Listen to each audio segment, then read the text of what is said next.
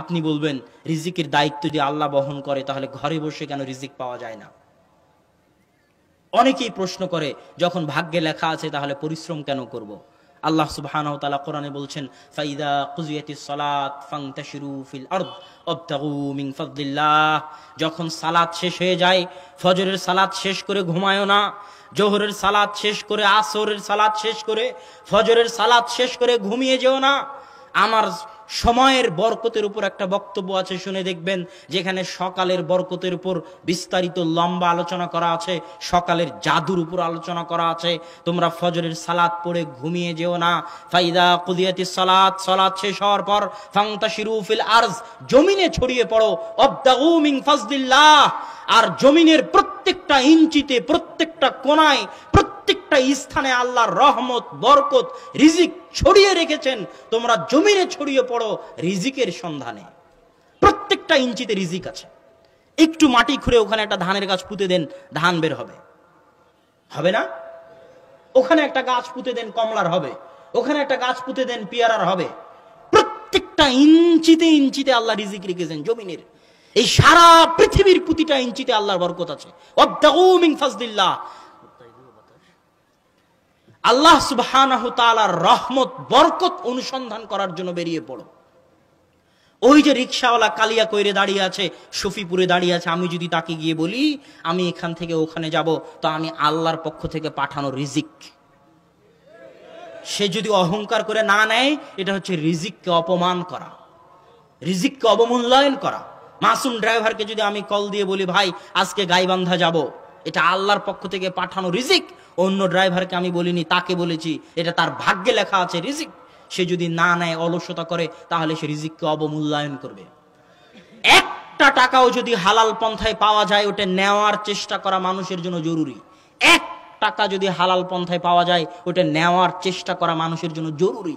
জরুরি কেন? ওই এক টাকা আল্লাহর দয়া, আল্লাহর নেয়ামত, আল্লাহর বরকত, ওটাকে অপমান করা যাবে না। যেখানেই বরকত সেখানেই শয়তান, হয় শয়তান না হয় বরকত। শয়তান ফেরেশতা, শয়তান বরকত, পরস্পর বিপরীত। আল্লাহ রাসূল বলছেন হাত থেকে লোকমা পড়ে গেছে, ওটা শয়তানের জন্য ছাড়িও না, তাড়াতাড়ি হাত মুছিও না, হাত চেটে খাও। কোনটাতে বরকত আছে তুমি জানো না, শয়তানের জন্য রাখবা, রিজিকের অবমূল্যায়ন করবা, তোমার বরকত কমে যাবে ধন সম্পদে। তুমি ফকির না হলে তোমার পরের সন্তান ফকির হবে, তার পরের সন্তান ফকির হবে, হতেই হবে। রিজিকের অবমূল্যায়ন করলে হতেই হবে। একটা টাকা, একটা দানা যদি হালাল পন্থায় পাওয়া যায়, ওটা আল্লাহর দেওয়া রিজিক। তার পিছনে মানুষের পরিশ্রম আছে, তার পিছনে মানুষের কষ্ট আছে। এটা এই অপমান আল্লাহ সুবহানাহু ওয়া তাআলা সহ্য করতে পারেন না। দাউদ আলাইহিস সালাতু ওয়াস সালাম একদিন গোসল করছেন, আসমান থেকে স্বর্ণের বৃষ্টি হচ্ছে। দাউদ আলাইহিস সালাম গোসল বাদ দিয়ে স্বর্ণ কুড়াতে গেছেন। আল্লাহ বলছে, দাউদ তোমাকে ধন সম্পদ কম দেইনি। পৃথিবীতে সবচেয়ে ক্ষমতা, সবচেয়ে টাকা পয়সা আল্লাহ যাকে দিয়েছিলেন সেটা হচ্ছে দাউদ আর সুলাইমান, বাপ বেটা। তুমি কি জন্য স্বর্ণ কুড়াতে গেলে? তখন দাউদ আলাইহিস সালাতু ওয়াস সালাম বলছে, আল্লাহ আমি যদি ভাবার্থ, আমি যদি কোটি টাকারও মালিক হই, লাখ টাকারও মালিক হই, লাখ বিঘা সম্পত্তির মালিক হই, তো ওই স্বর্ণ আমি লোভে কুড়াতে যাইনি। ওই স্বর্ণ কুড়াতে গেছি কেননা ওই স্বর্ণ আল্লাহর দয়া। আর আমি কোটি টাকার মালিক হলেও আল্লাহর দয়ার ভিখারি। আমি লাখ বিঘা সম্পত্তির মালিক হলেও আল্লাহর রহমতের ভিখারি, আল্লাহর রহমতের মুখাপেক্ষী। ওই এক টাকা উপার্জন করতে গেছি আমি ধনী, টাকার লোভে কৃপণ তাই গেছি তা নয়।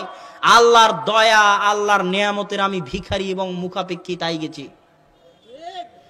সম্মানিত উপস্থিতি, রিজিক সবকিছু। রিজিক মানে শুধু আপনি যেটা খান সেটা নয়। আপনার সন্তান আপনার রিজিক, আপনার পিতামাতা আপনার রিজিক, আপনার সম্মান আপনার রিজিক। আমি যে জ্ঞান অর্জন করেছি এই জ্ঞান আল্লাহর রিজিক। আমি যে সম্মান অর্জন করেছি এটা আল্লাহর রিজিক। আপনি যে পদে আছেন, যে জায়গায় আছেন, যে দায়িত্বে আছেন, ওটা আল্লাহর রিজিক। আপনার স্ত্রী আপনার রিজিক, আপনার সন্তান সন্ততি আপনার রিজিক, আপনার গাড়ি আপনার রিজিক, আপনার বাড়ি আপনার রিজিক। প্রত্যেকটা জিনিস যা আপনি আপনার জীবনে অর্জন করেন সবই আল্লাহ সুবহানাহু ওয়া তাআলার পক্ষ থেকে রিজিক।